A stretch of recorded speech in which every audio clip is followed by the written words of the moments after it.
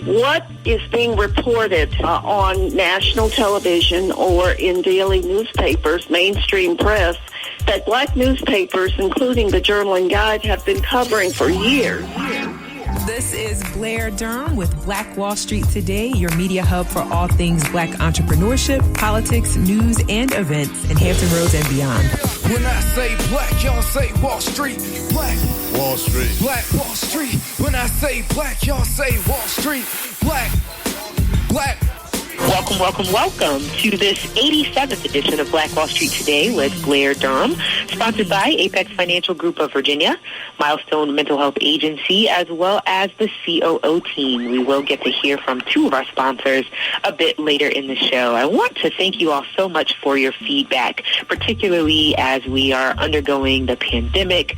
I've been receiving a number of emails, phone calls, and notes via our social media platforms regarding the programming. Glad to know that it is benefiting you, and certainly want to just advise that you continue to send those notes. You can reach out to me directly at Blair, B-L-A-I-R, at blackbrand.biz, B-I-Z. Again, send your show ideas, questions that you might have, content that you might be looking for. Blair, B-L-A-I-R, at blackbrand.biz. We are changing focus a little bit. And of course, we've been looking primarily at business resources to empower you all during these times. Now we're going to shift a bit, and we're going to focus on a series that I've titled Best in Black Business. And in that vein, I want to encourage you to download our app. The Black Brand app is available on Apple as well as Android platforms. We've been getting a ton of calls, as you would imagine, about how to locate Black-owned businesses. And here in the last 2 to 3 weeks, we have added a number of businesses to our app that run the gamut. So again, I want to encourage you. It is a free download. It's available on Apple as well as Android, and it is simply Black Brand. So take a look there as you are looking for businesses to support both now and in the future, and we will connect with you that way as well. So to start our conversation today is one of my favorites. This is Miss Brenda Andrews. She is the publisher, owner, and CEO of the 120-year-old New Journal and Guide weekly newspaper. Brenda is guiding Norfolk's oldest black business through a challenging media environment that is reframing the way people get their news and information. The Guide is a Hampton Roads institution that advocates for truth in news from the black perspective. She's a native of Lynchburg, Virginia, and a graduate of California State University at Sacramento with degrees in English and psychology. In addition to her lengthy career as a black press publisher, she taught school for a short time after graduating from college and served 4.5 years as a non-commissioned officer in the U.S. Army. She serves as national treasurer on the executive board of the National Newspaper Publishers Association, the NNPA, representing over 200 black newspapers across the nation. In 2019, she was selected by her peers as NNPA Publisher of the Year. Welcome, Miss Andrews. How are you?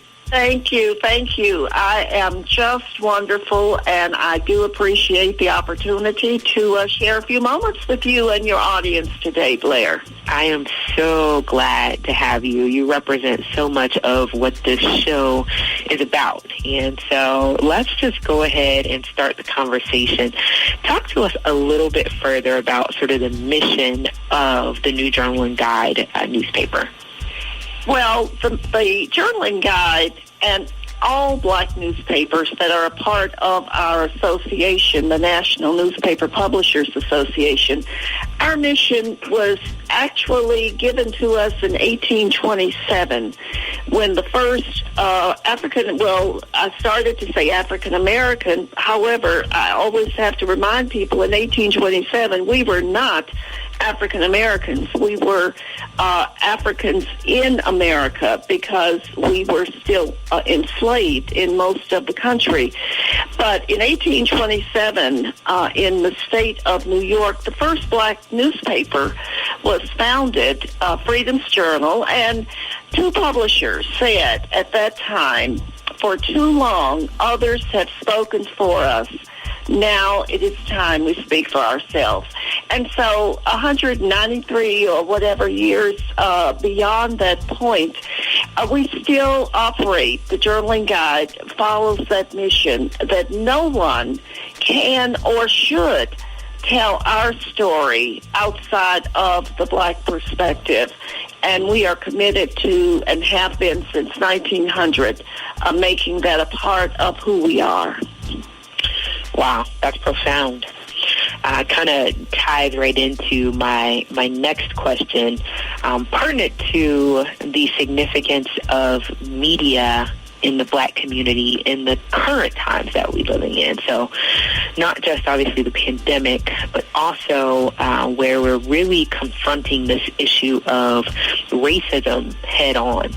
How do you see the Guide and the other newspapers that are a part of the association participating in or moving along this effort? You know, that's a great question, because what is being reported currently on national television or in daily newspapers, mainstream press, are the kinds of things and issues and concerns that come out of our community that Black newspapers, including the Journaling Guide, have been covering for years. Right.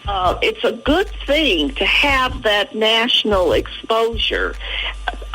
You know, if you go back to the Civil Rights Movement, when we could actually see on the television screen fire hoses and dogs attacking children and Black people as they were seeking just the right to vote, just first-class citizenship, just the right to go to the schools that they chose to go to. It was when the national press put that before the American public and the world that people truly began to understand. And we're seeing that currently as well. I think what we see today is very important to get people to understand what they can't or refuse to understand when it's not smack in their faces. The Black press has been telling these stories, and the interesting thing, Blair, is that there's going to come a time, a moment, I don't know when, but the cameras from CNN, the cameras from MSNBC, the daily newspapers across the country are going to grow weary of telling our story as if they could actually tell our story, but they're doing as good a job as they are positioned to do, I might add. But when that happens, who will continue to tell the story? It's going to be the Black press. And the good thing about the Black press in the 21st century is that we understand that print is not the only way to reach people. And so many of our newspapers, and the Journaling Guide is also moving in that direction as rapidly as we can. You know, we're on all forms of social media. You yourself, your organization has an app. Many Black newspapers have apps. They have podcasts. They have many different ways to get the information that we have been giving since those two Black men in New York in 1827 said, for too long others have spoken for us. So technology is working for us. And I believe fully that there will always be a need for Black people to tell their own story. You know, our story is so much broader and so much more than protest, although that's a significant part of it. Our story is also about overcoming odds and moving into positions. There's the love of being African American that comes out of Black press and Black media that will continue to occur after the cameras that we now see are shut down. Wow, great point. Ladies and gentlemen, if you've just tuned in, this is Blair Durham with Black Wall Street Today, talking today with Brenda Andrews, who is the CEO of the New Journal and Guide, the oldest Black newspaper in the country. And we are sharing... Wow, we're sharing about the impact of media in our community. I want to ask you this question, Brenda. Black Brand is undergoing a 150-year planning process, and the goal is economic equity. And one of the pillars focuses squarely on media and technology. We really believe that this idea of creating and sharing our own narrative is definitely going to be part and parcel of how we sort of move the needle, right, and close some of these gaps. Is that something that you could agree to, looking at it from an economic vantage point? Absolutely, absolutely. Let me just make one little correction. We are the oldest African-American newspaper in the state of Virginia and the third in the country, which still is a lot of history. Yeah, so, a ton of history. But as far as your question about the economic part of advancement, the civil rights movement and the current movement that we see had three components.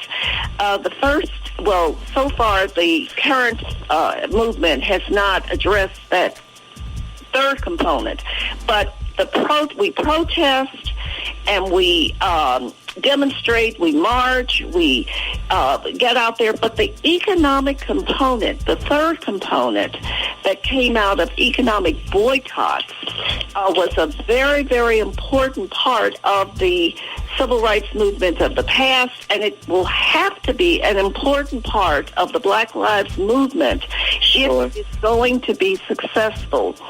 In order to do what needs to be done, and what needs to be done is self-empowerment, not necessarily, definitely making sure that the resources, that the ability to open businesses and to generate revenue, to run businesses, to allow us to do what and how it needs to be done for our community.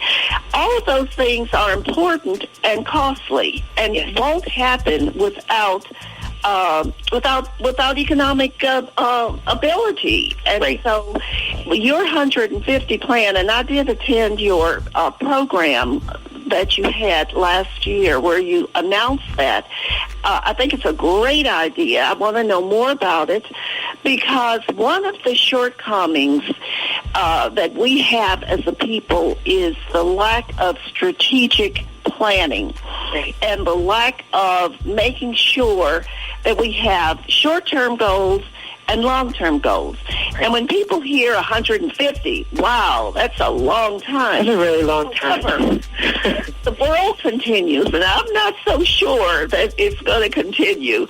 Oh, you sound like me now. I was almost opposed to it for that reason. Yeah, but if the world continues, and we're going to assume the world will continue, we may not be a part of that world. However, there will come a time when what we do today will affect what is happening then. That's why the Black press has been so very important in the past, and why it's so very, very important now.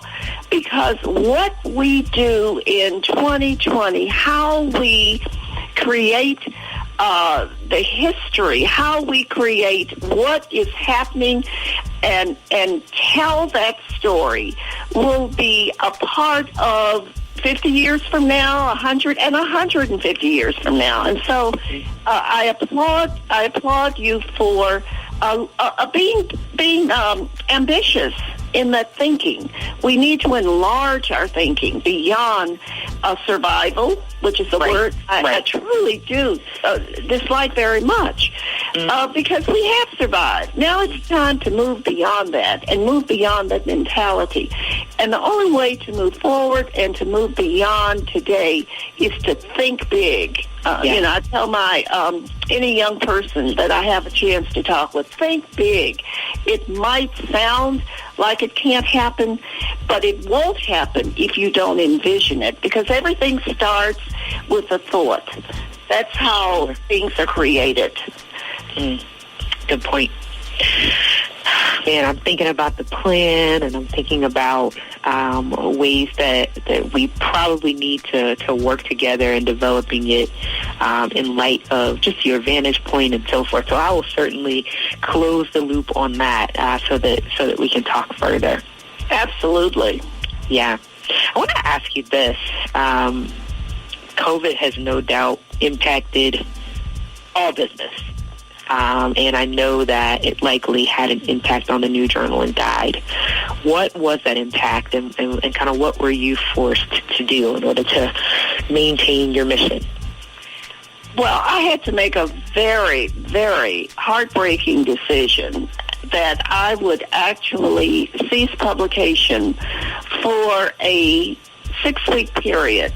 And the purpose was in order to come back stronger. One of the reasons that the COVID-19 disruptions and the COVID-19 disparities in health have come about is because many black people are at risk of health issues such as high blood pressure, diabetes, you name it, we've got it. And so when you have a pandemic that the world has never seen and prayerfully will never see again, when you have that kind of pandemic, you have to look at your at-risk factors. And the Journaling Guide and many black businesses are at risk. We're at risk of not just the Journaling Guide, but many black businesses are at risk of going from 1 month to the next month to the next month.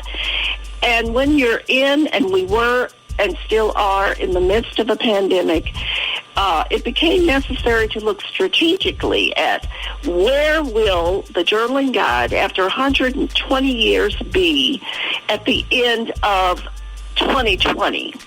And so looking at it realistically, looking at my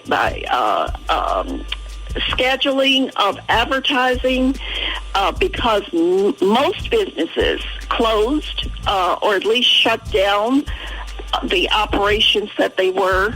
Advertising nosedived for all media. And so for the Journaling Guide, which was already at risk, we became susceptible to being victimized by the virus. And so it was necessary to make a decision, which I thought and prayed over very, very much, because the Journaling Guide over 120 years has survived. We survived the Spanish pandemic, flu pandemic.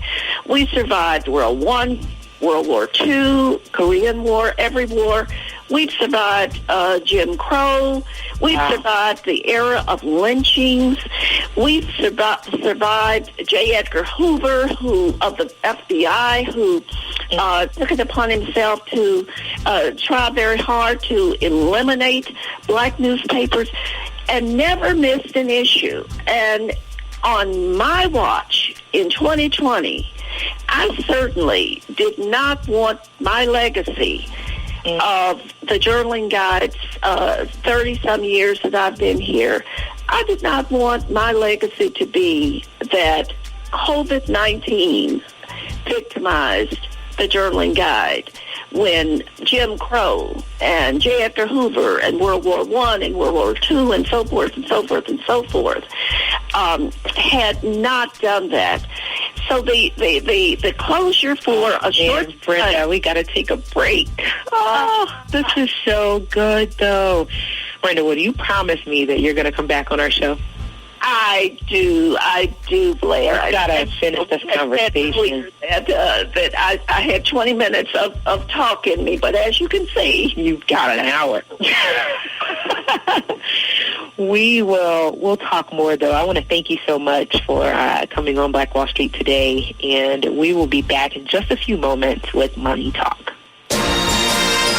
Excellence is being able to perform at a high level for a long period of time. The next level success is just a step away. Stay tuned. Black Wall Street Today will be right back after a word from our underwriting sponsors. When the conversation is good and the friends are even better, you'll find a wine that brings it all together. Shoe Crazy Wine. Remember that name. Shoe Crazy Wine. Available at Costco, Kroger, and these other fine retailers. We know you love jazz music, so let's try some jazz music with a little R&B flavor. Baby, baby, I'm falling in love. You got me falling in love. You made me falling in love. Yeah, you make me. What about some jazz music with a little trap flavor?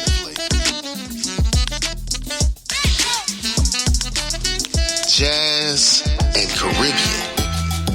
Hey, we mix it up. So, online, look for Grandpa Crunk and enjoy the great jazz music. Grandpa Crunk. Jazz music. Peace. I'm your brother Crunk. I have a new podcast called Snatched. Sorry. You're about to get snatched. It's the best of my YouTube channel, From TV. You're listening to the Snatched podcast. In audio mastered format. Snatch and run! On Blueberry, Android, The Edgy Podcast, Stitcher, Digital Podcast, and Speaker. Ever experienced what snatching is like? Welcome back to this 87th edition of Black Wall Street Today. It's time now for hashtag Money Talk. This segment is sponsored by Apex Financial Group of Virginia. And joining us now is Mr. Michael Gray. How are you? Good. And yourself? I am doing well. Happy Wednesday to you. It's always great to have you on. I understand today we're going to focus on financial literacy. Important topic. Financial literacy, we're going to cover 5 parts of financial literacy, which include estate planning, retirement planning. We're going to talk about actually planning for emergency planning. We're going to talk about Social Security planning as well as debt relief planning. That's perfect. I'm excited. Okay, so we'll start with financial literacy. Okay, let's define what financial literacy in its simplest terms mean. Financial literacy in its simplest terms, it means a clear understanding of your financial condition. A clear understanding of your financial condition. Notice the word clear understanding. There's a difference between reality and perception. Reality is real. Reality is actual. Reality is facts. Perception is what we perceive to know. Many times, it's what we don't know that can hurt us in the financial realm. Now, so financial literacy requires planning. It requires us to plan. Most people do not plan to fail. They fail to plan. Have in mind, financial literacy requires also for us to have the right tools in place. For an example, when we speak about estate planning an estate, the sole purpose of estate planning is to preserve your estate and not to lose your estate. Okay. Tool that we use to help individuals and our clients to preserve their estate is a simple tool called a living trust. A living trust will keep you out of probate, whereas a will put you in probate. And the key thing here is that you want to avoid probate because it can be very, very expensive and time delaying. So if you're interested in estate planning, give us a call today at 757-640-0207 for a free consultation, and we'll go into more details about estate planning. Okay. The second item that I want to talk about is retirement planning. We at Apex Financial Group, our main concern here is safe money management. Safe money management. Safe money management requires us to make sure that our clients are getting what we call growth, accumulation. We also want to make sure that our clients' principal, what they invest, is protected, so the principal is never lost. Also, too, our main goal when it comes to retirement planning is to make sure that our clients receive a lifetime of income that will last them for their whole life during their retirement. We apply a tool here called the Rule of 72. The Rule of 72 simply states that you divide the interest rate into 72, and that will determine how many years it takes for your money to double itself.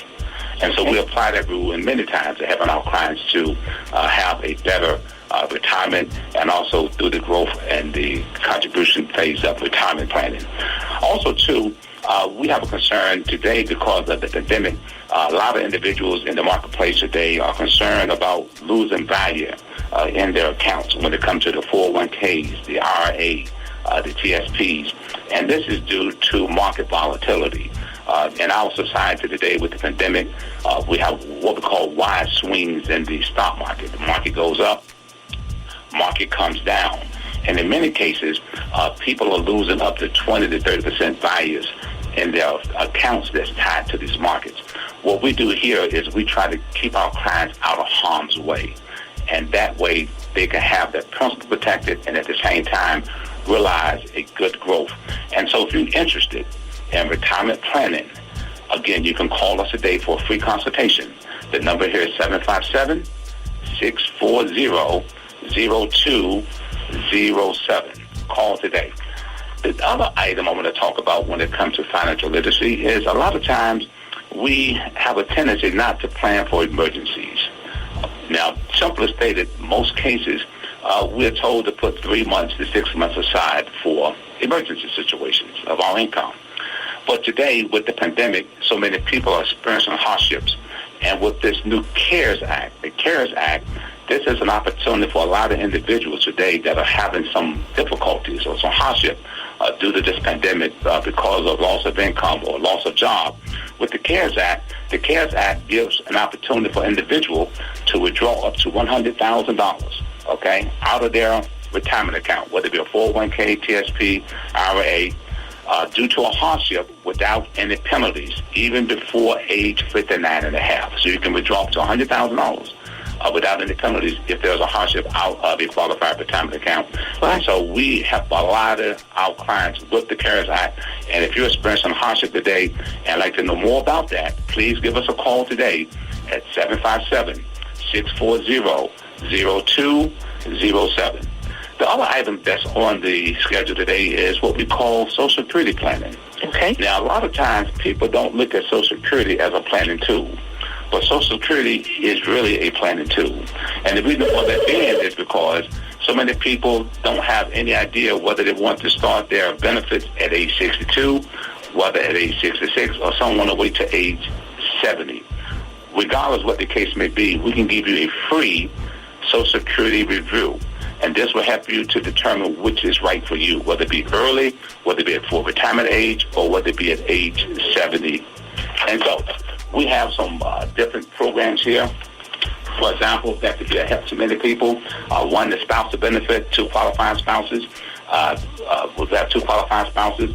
The spouses with the highest amount of PIA, which is the Department Insurance amount, or Social Security benefit, can get up to half of the other spouse's retirement if their benefits are lower than the spouse. So that's an automatic way you can increase your benefits. And again, if you're interested in spousal benefits, give us a call today at 757-640-0207. Also, too, when it comes to Social Security benefits, a lot of times there's so many different programs here that we have. One is called the survival benefit for married couples. With this benefit, if one of the spouses pass away, the spouses that have the high, let's say the spouse that passed away and that is deceased, had a higher benefit amount than the surviving spouse, then the surviving spouse can come up to the higher amount. That's called the surviving benefit for married couples. There's a whole lot of things concerning Social Security. That's why Social Security to me is a planning tool. Another benefit for Social Security is called the retirement benefit for a divorced spouse. If you're divorced, it's possible that you could receive a Social Security retirement based on your former spouse's work record as long as certain rules are met. You must have been married for at least 10 years before you divorce. And basically what that means is that you can come up and get an increase of 50% of your former spouse benefits without any effect on your former spouse benefits at all. So again, that's another benefit. That's powerful. That's another benefit that you can get just by calling us today at 757-640-0207. And the last thing I want to talk about, Blair, is debt relief planning. Here at Apex, we have programs that can help individuals get out of debt 9 years or less without any additional money coming out of their current budget. And so with the debt relief program, can you imagine if you didn't have a car payment, a mortgage payment, credit cards payment, a student loans payment, can you imagine how you can take that additional money, you can invest that money, and create more wealth for yourself? So here we have a program called Debt Relief, and we can show you how you can get out of debt, including paying off mortgages and all the other debts that you're concerned about, whether it be auto loans, student loans, personal loans, credit cards. We can show you how you can retire those debts in less than 9 years, okay, without spending any additional money. And so if you're interested in debt relief, give us a call today at 757-640-0207. And the main thing here is that, again, we want to make sure that we put a plan together, because most people don't plan to fail. They fail to plan. And so by taking 1 hour, we'll give you that free hour, no cost. You can call us for a free consultation on any of these things that I talked about, or any other concerns that you may have concerning your finances, and we'd be more than happy to sit down with you for 1 hour and discuss these things with you. So again, call us today at 757-640-0207, and we'd be more than happy to talk with you. And so Blair, that basically wraps up some of the things that I wanted to just talk about briefly in reference to financial literacy. If there's a question on your end, if you have a question, I'd be more than happy to address that. If you have something that I talked about. Super important information. I think it bears repeating. We know that this is probably the number one issue facing the Black community is lack of financial literacy and lack of financial planning. So I think everything you stated today was spot on. We do have about 2 minutes remaining.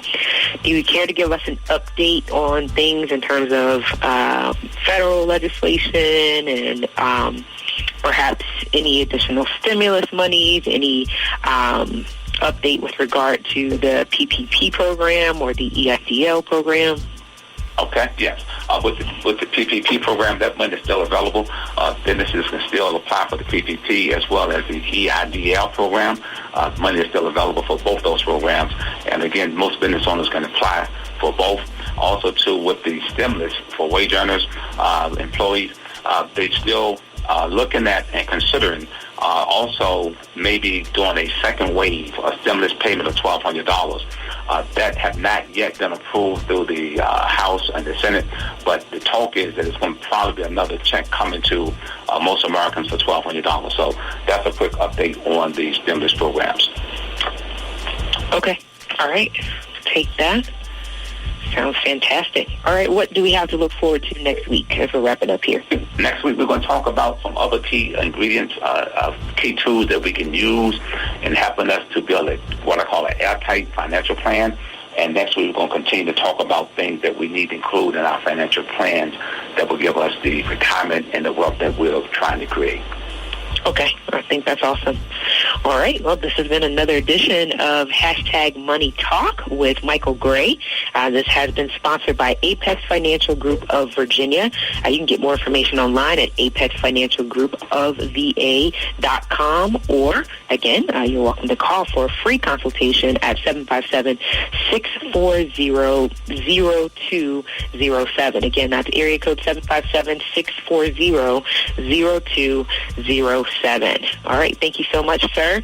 We'll be back in just a moment. The biggest financial asset that you have going for you by miles is the value of your own earning power over the years. If you fail to plan, you're planning to fail. More important business insights are on the way. Stay locked in. Black Wall Street Today will be right back after these messages.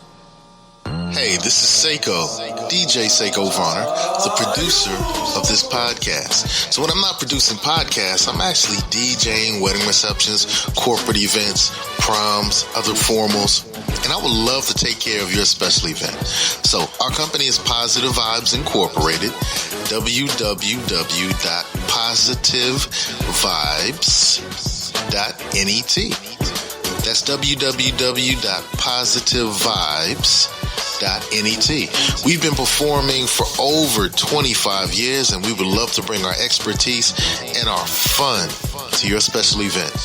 Positive Vibes Incorporated, www.positivevibes.net. Peace and prosperity.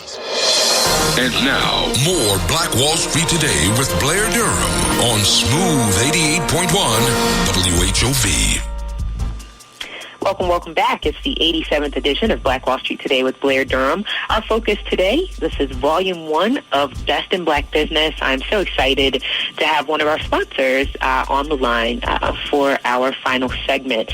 She is none other than Miss Lori Ruffin, the CEO and founder of the COO Team. She's super passionate about helping visionary leaders fulfill their purpose and focus on their passion, utilizing her corporate, national, and international nonprofit experience to help small businesses and nonprofits get the operating systems they need to grow and expand. Welcome, Lori. How are you today?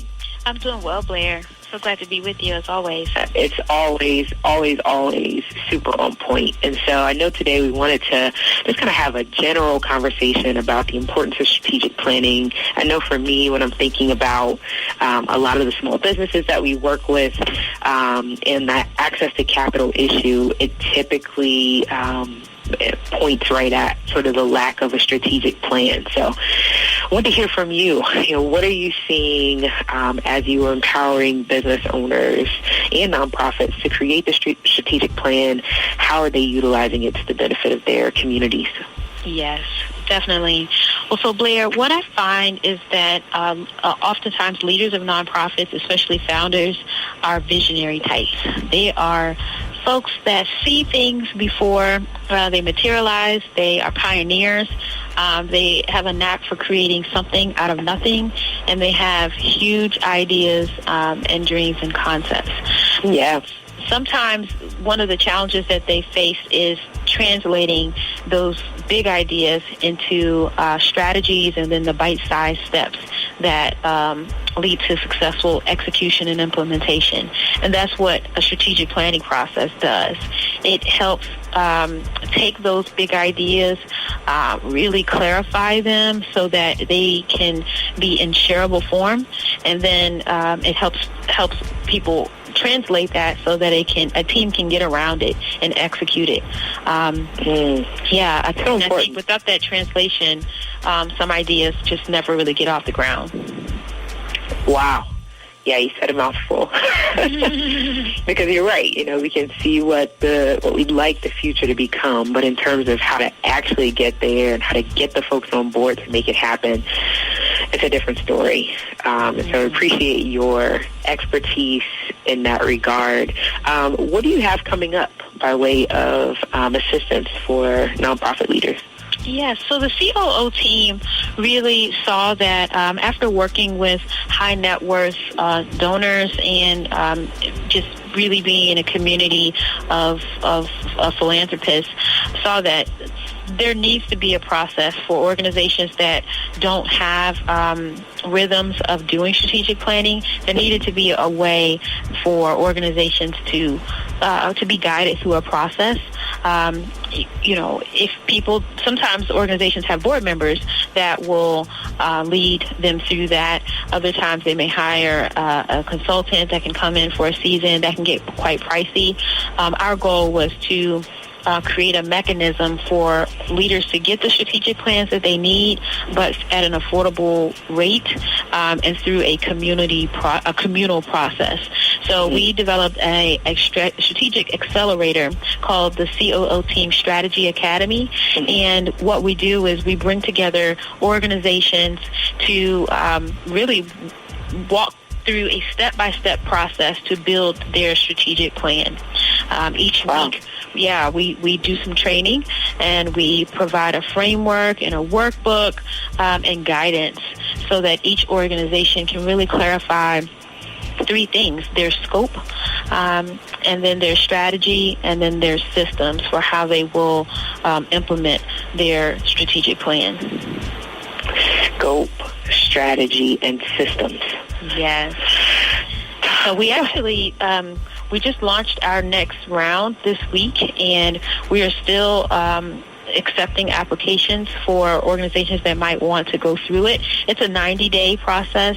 We felt that it's important for us to not let the time be so long that organizations can't commit to it, but then to give it enough time for leaders to really dig into the nuts and bolts of their organizations to make some critical decisions after having really thoughtful discussion around what they need to do as an organization. So I love it that we are able to guide folks through a process so they don't have to either Google it and say, well, I need to do a strategic plan, but where do I get started, and feel like they have to do it themselves. We're able to help with that lift. Yeah. Interesting, particularly in thinking about COVID-19, right? And where a lot of organizations have found themselves, it's an interesting space because their need to exist has been highlighted, right? But their capacity has been somewhat diminished. Yes. How do you see yourself kind of filling that gap? Absolutely. So, this is kind of, it highlights really the importance of having a strategic plan to begin with. So when organizations are kind of doing the work, they're busy, rolling up their sleeves, but shooting from the hip without a plan, when you have unexpected disruptions like COVID-19 that limit some of what you can do, it kind of sends organizations for a tailspin because there's not a guiding principle or a guiding there's not a guide for what they're doing, why they're doing, who they're doing it with, and so it ends up being so disorienting. So what we're inviting people to do is to pause and check in. So if you have a strategic plan, most likely some of it is out of date and irrelevant because the landscape has changed. And for those that don't have one, it's now time to get real crystal clear on what you're doing, who you are called to serve, who are some potential partners that you can team up with. What I find is that these heavier and more in-depth questions are questions that people usually don't ask in day-to-day life. You know what I mean? They're busy executing, busy running program, busy fundraising and doing development. But when crisis comes, it kind of can show that we may actually have some gaps within our organization. Yeah, so vulnerability. Exactly. And so it's almost like the process itself provides an opportunity for organizations to take inventory of where are we? Where are we strong? Where are we weak? What are the opportunities that have now emerged because the landscape has changed? And what are the threats that could really blindside us if we don't stop and take a look at them? Weaknesses and threats need to be mitigated, and opportunities need to be seized, because I've heard this statement. I think it makes me chuckle every time I hear it, but opportunity is like a bald-headed man with a long nose. You've got to catch him while he's approaching you, because afterwards you can't grab it once he's walked past. And, oh, wow. Yeah, isn't that kind of like a neat word picture? It is. So I say, instead of being head down, totally engrossed in the work, it's good to lift up our eyes, look at all of the elements methodically of our organization, and then make some decisions. Clarify and make some decisions so that not just you, but the team that you serve can execute. Wow, it has me thinking about the first interview we sat with Brenda Andrews, who is in charge of this incredible newspaper, been around for 120 years. It's the third oldest black newspaper in the country. And you think about 120 years, what all the newspaper has survived. And she talked about how she did not want it to be a part of her legacy, that the newspaper would no longer exist and be defeated essentially by COVID-19, right? So she had to make a tough decision to suspend distribution for 6 weeks so that, so that it could go on past that point. What a critical moment for her as a leader, right? So I hear and feel what you're saying, in terms of the decision-making process that I know many are undergoing, that I'm undergoing with regard to the work. And I appreciate that.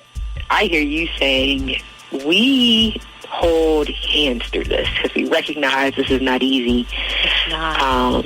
And even as we look at, the various phases, right? Phase 1, phase 2, phase 3, is that part of how you're helping business owners and community leaders to navigate as well, getting super specific about, how we re-engage? Yes. Yeah. Yes, definitely. Yes. And what I find is sometimes because of our passion, because of our love for the work, we can get so close to it that we no longer really have eyes to see things critically. There's a really great book called Necessary Endings. It's by Dr. Henry Cloud, and in that book, he talks about how sometimes you have to prune. If you think about a rose bush, in order to get the best out of the bush, you have to kind of cut off some of the buds that are zapping the energy and the resources of that bush, so that the resources of the bush can go to the places of most potential. And what happens is, as leaders, when we fall in love with different parts of our services or our products or even certain partnerships or ways of doing things, because we've always done them that way, we can end up holding on to them into obsolescence. So what's really important to do in a strategic planning process, it puts everything on the table. And that can be scary for a leader. So what we do is we walk with you to look at everything. And we're not saying we're going to throw everything away. What we're going to do is take a critical look at all of the pieces, determine what needs to be pruned and what can be dialed up to be more fruitful. And that process, to have guidance through that, can be really helpful, and then also to be able to do that in a learning environment with other executive directors that get it. When we do a strategy academy, we incorporate organizations from all across the country. As far west as Portland, Oregon, as far south as Atlanta. We've had folks from Chicago, different places, Virginia, Ohio, and you get that cross-pollination that happens when leaders come and they bring their strengths, they bring their challenges to the table to say, we're going to all look at all of the pieces of our organization, and we're going to be real thoughtful and strategic about it so that we can increase our impact. Every organization wants to be more impactful. They want to grow their footprint, wants to serve, more clients and serve them better. But that does not happen without reviewing, all of the elements in figuring out what needs to be improved, what needs to be pruned or adapted, so that again, you can capitalize on the opportunities, mitigate the weaknesses, avoid the threats, and really leverage your organization's strengths. The other thing, too, I think, is this is a really unique time. We are definitely in a cultural moment where a lot of kind of underlying things have kind of simmered and boiled to the surface. And so I would say that the organizational landscape is different for that reason, in addition to the pandemic. And so this is a time for us to really take inventory of what do we have to offer, and how can we best leverage what we have for now. And so I'm really calling all leaders to be strategic. Like, don't just be in the moment, but be strategic so that this time can be leveraged for greater impact and greater service in your respective areas. Yeah. In the 2 minutes that we have remaining, I know it always goes by super quick when we're on the air together. Please share how it is that you can be reached, and how we can connect to the Strategy Academy. Yes. So we can be reached through the COOteam.com, the COOteam.com. On our website, we enable anybody who's interested in having a initial conversation. We can hop on a Zoom call or a phone call and really talk through your organization's challenges, and opportunities, and really think through how you can navigate those. And then also, quite practically, we are starting our Strategy Academy Accelerator. And so if anyone is listening and does not have a strategic plan, or has an outdated strategic plan, or might be kind of reorienting themselves due to the pandemic and or this kind of cultural moment that we're in as a nation, sign up for a time today. We do a 30-minute strategic session for all applicants, just to make sure that it's a good fit for them, and that they are a good fit for the accelerator, and we can move forward. We exist to help leaders lead and build their capacity. So that would be the best way. On the COOteam.com. The COOteam.com. The COOteam.com. Man, Lori, I'm so excited that you exist. Seriously, it just gives testament to the fact that, we need each other. We always need each other. We need each other even more so now. And so glad that you are here, and very grateful for the work that you do. Thank you. Well, thanks so much, Blair. I appreciate you, and I appreciate this wonderful radio program. Yes, indeed. Well, I want to definitely shout out our guest for today, Ms. Brenda Andrews with the New Journal and Guide publication. Thank you so much for appearing on our show. Certainly our Money Talk segment with Apex Financial Group and Mr. Michael Gray. The financial literacy tips were important and spot on. And then, of course, Lori Ruffin, thank you so much for the work that you do with the COO team. And thanks for tuning in to Black Wall Street Today, where we're building minds, we're building connections, and we're forging the path ahead toward business success in the Black community. We'll look forward to talking next week. Stay with us online at Black Wall Street Today on Facebook and Black Wall Street Today on Instagram, and then follow us on Twitter as well at BWST Today. We look forward to talking again next week. Have a wonderful week. I have said, and I will continue to say, that the most important priority for the Black community is the Black community, not a particular political party. Phenomenal. Hey, yo, when I say Black, you say Wall Street. Black Wall Street. When I say Black, you say Wall Street. Black. When I say Black, you say Wall Street. Black. When I say Black, you say Wall Street. Black. Black Wall Street. Black Wall Street.